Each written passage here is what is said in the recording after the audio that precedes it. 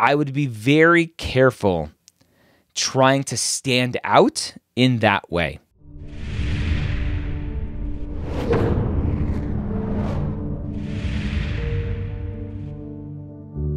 The OldPreMeds podcast, session number 277.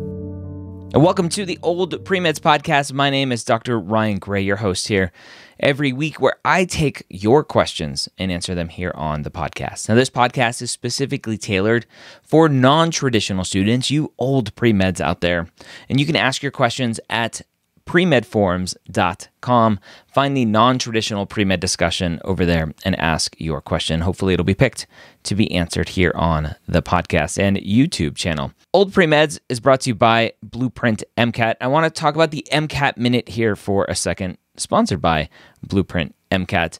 And I want to talk about courses that you need to take before you take the MCAT. It's a very common struggle that students have. And I got this question actually recently of like, I don't have any prereqs. Can I still take the MCAT and then take my prereqs as I go? And one of the biggest questions is biochem. With the new MCAT that started in 2015, biochem is very important on the MCAT. And it's highly suggested that you take biochem for the MCAT. And it's hard because a lot of schools will make you take your organic series and then biochem in proper order. And if you're trying to fit in the MCAT, then you're like, well, what do I do about biochem? Sometimes that can be self-taught. If you need to self-teach yourself only one course, that's probably doable. Just make sure you add that time into the total amount of time that you are going to prep. I've talked about this topic before with Blueprint experts on the MCAT podcast, which if you didn't know, we have an MCAT podcast as well over at mcatpodcast.com. Session 9 was the first time that we talked about it, so you can find that at mcatpodcast.com/9. Go check out blueprintmcat.com for all of your Blueprint needs, including their new amazing flashcards over at mcatflashcards.com. So today we have a student who's concerned about something they've done in the past, things they've said and published, and whether or not that's going to bite them in the application. Our student says, I've written some fairly, quote, controversial content that illustrates the differences between, quote, science-based medicine and, quote, evidence-based medicine. I've also written content about why psychology is not a science and a couple of other things. I am proud of these accomplishments, but I fear admissions committees will think, oh, this guy is going to have a problem here. On the other hand, assuming they are not too offended to look at what I have said objectively, I think they may walk away from it thinking, quote, this person can think critically and has the gusto to stand up against the grain. My observation is the medicine is pathologically high in conformity, and that these things will hurt my application. Anyone care to offer insight? The question that's being asked is being a nonconformist a good thing or bad thing potentially in an application? To call yourself out and say, hey, look at me, I go against the grain. And my personal thought is that it's not very good. Now, I always talk about research being one of the most overrated parts of an application, and that's because I think it is. But the goal of research is to inform the admissions committee on how inquisitive you are, how you like to ask questions, how you like to potentially challenge the status quo because, hey, you think something is different. Now let's go and test that hypothesis.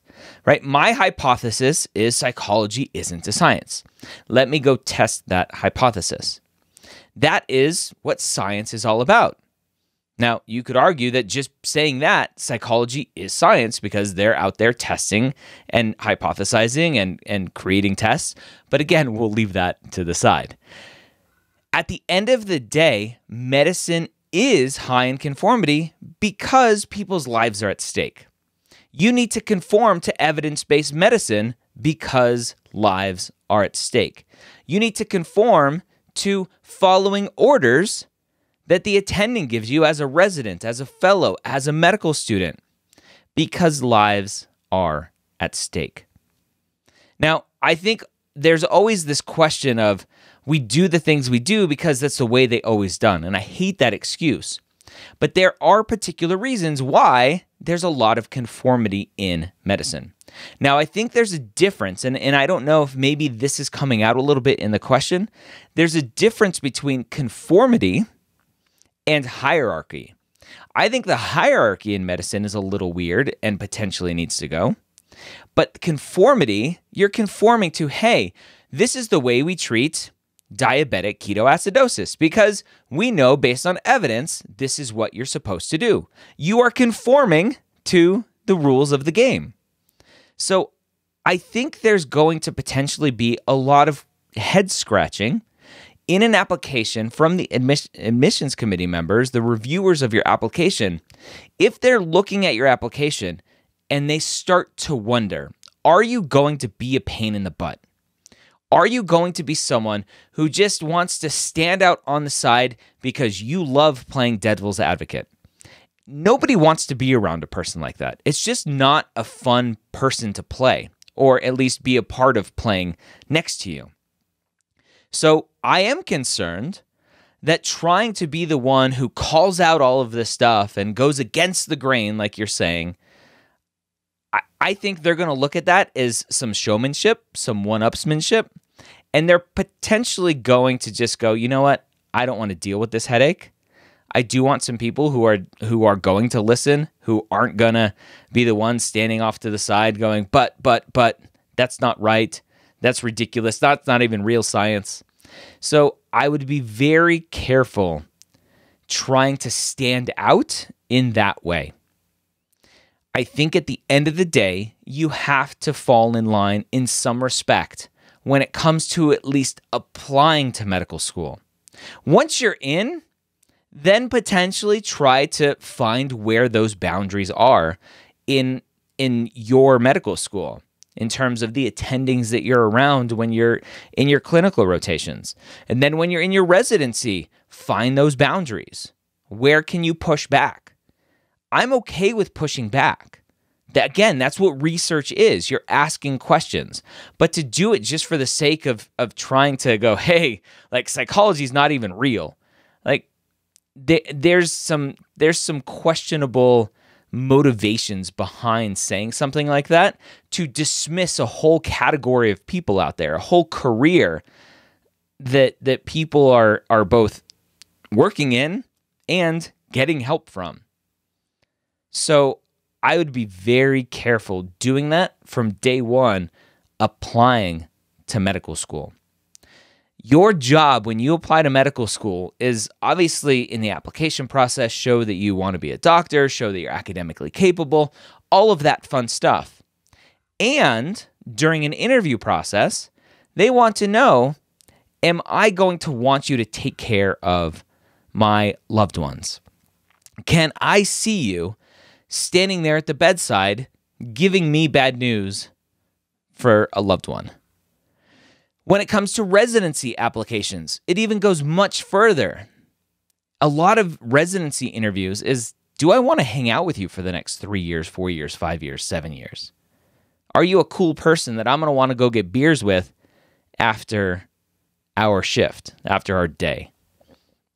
And if the answer is no, because you're the one that wants to go, oh, this is not even real, psychology is fake, I like to go against the grain, but you should respect me, think of it objectively, right? What's the difference between that and an anti-masker, an anti-vaxxer, a flat earther? Think about it objectively. And unfortunately, we've come to this place in society where there's just no middle ground anymore. You either are an anti-vaxxer or you're a vaxxer. You're a flat earther or a round earther, right? And obviously, those are the extremes. There really isn't much middle ground. But if you're out there spouting off some of this stuff, you're going to potentially be lumped into the crazy people group. Or what I think, I'm labeling them the crazy people group. Okay? So you have to be very careful with that. Because at the end of the day, it's not just that you love medicine enough and you want to be a doctor enough. It's not just that you're academically capable enough.